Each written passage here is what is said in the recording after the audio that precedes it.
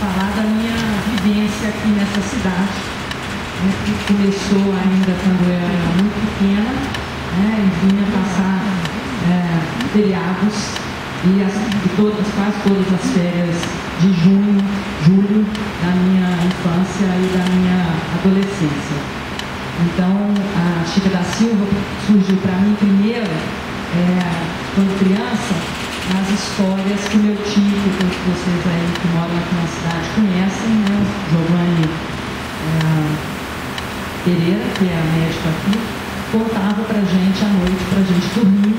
Lógico que a gente não dormia, porque a gente morria de medo de Chica da Silva e de todas as maldades, né, que Chica da Silva fazia, arrancava o dente das escravas, jogava as crianças no poço para morrer afogada,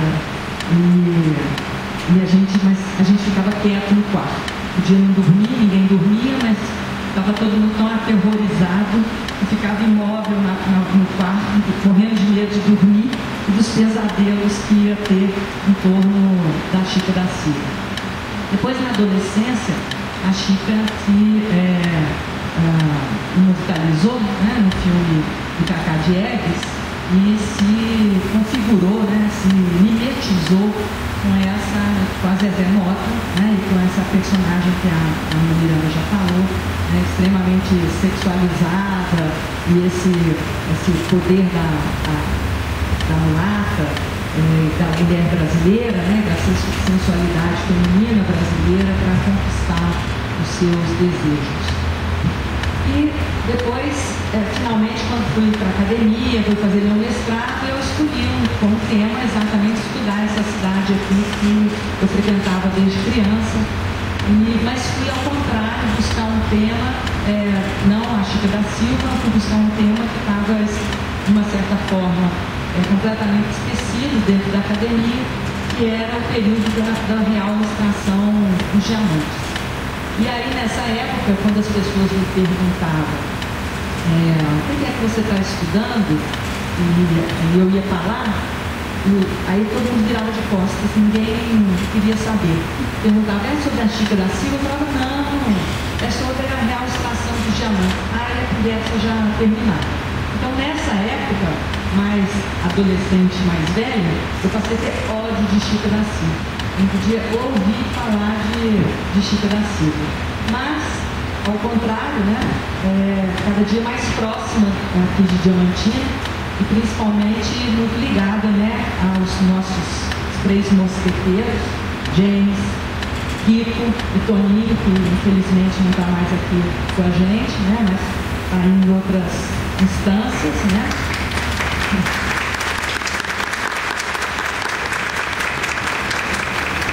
Então, nas nossas segundas sem lei aqui em Diamantina, acabei indo numa reunião, mais ou menos em 1995, por aí, onde então me foi posto esse desafio de pensar uma exposição na casa da Chica da Silva, sobre a vida dela, e pensar então a Chica da Silva historicamente. Eu lembro que na hora eu pesquisa sobre Chica, aqui sorrindo, aqui no meu. Será que as duas pesquisas têm alguma coisa? Sabia que ela ainda ia integrar. Comecei a pesquisa muito sem expectativa, um projeto muito simples. Eu mesmo não sabia se a Chica da Silva teria existido mesmo enquanto uma pessoa de carne e osso, ou se não fazia parte de uma certa construção de mitos na história de Minas. E o projeto era uma coisa ainda muito simples e eu pensei basicamente em ler. E na época também estava passando a novela da Chica da Silva, fazia uma nova leitura da Chica da Silva. E aí eu pensei a pesquisa a partir desse gancho. Ou seja, vamos pensar a figura Chica da Silva e como que ela foi mudando ao longo do tempo. Porque diferente do que a gente pensa, o mito não tem a ver com a história, o mito tem a ver com a realidade de quem está escrevendo sobre o mito. É por isso que a Chica da Silva no século XIX é feia, desdentada, careca, Depois, no início da década de 50, a Chica começa a ser embelezada exatamente no contexto da construção das cidades históricas mineiras como um espaço de turismo. Então, você criar um turismo em cima de uma personagem que é negativa é contraproducente, né? Então, a Chica é embelezada nesse momento. Depois, nos anos 60, com o romance do Agripa de Vasconcelos, ela vira essa mulher super maldosa, né? A encarnação da maldade, mas de uma forma meio vingativa, né? Para vingar a escravidão.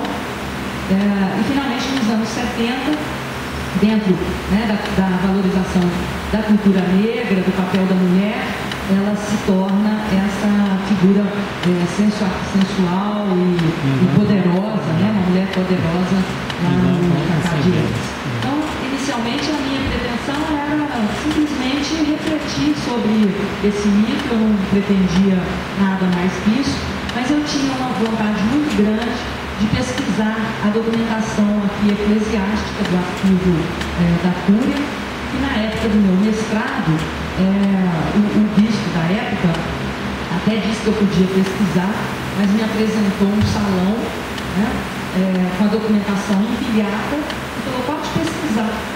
Aí eu olhei e falei: bom, eu vou passar aqui uns 10 anos organizando para depois pesquisar. Então, arquivistas, né,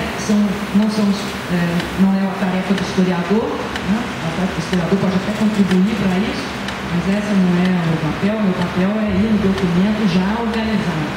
Então eu fechei a porta e agradeci, fui trabalhar com a documentação da PUC Mineiro, do Arquivo Nacional e por aí vai. Mas nesse momento o arquivo aqui tinha passado por uma organização, né? A Márcia Almada era uma das pessoas que tinha participado desse projeto, havia uma catalogação dessa documentação, então era possível ir para esse documento. Então eu fui, bati na porta do arquivo e pedi para o bispo, que já não era mais o mesmo, o senhor Paulo, se eu poderia fazer uma pesquisa nessa documentação, que uma das primeiras pessoas nesse momento, né, a trabalhar com essa documentação que tinha acabado de ser organizada. E me sentei muito tranquilamente, abri um livro de batismos às 8 horas da manhã, e como é muito meu mesmo, às 6 horas da tarde, a hora que ele me bateu no ombro e falou que eu tinha que sair, eu tinha já descoberto 10 filhos da Chica da Silva nesse primeiro dia. E saí pulando de alegria e falei: essa mulher me conquistou, eu quero contar a história dela. Um pouco recuperar essa mulher no século XVIII e o que significa, né, todas essas facetas da vida dela, né, ser mulher, ser escrava, estar em Minas, estar numa cidade mineradora, ser uma mãe, cuidar para inserir melhor essa descendência, né? Porque essa é uma sociedade muito diferente da nossa, não é uma sociedade do aqui e agora, mas é a sociedade da linhagem, do sangue, que pensa e vivencia a vida a partir de estratégias de longuíssimo prazo, né? Tanto para as gerações que virão, quanto para a ascensão da sua alma. E aí, então,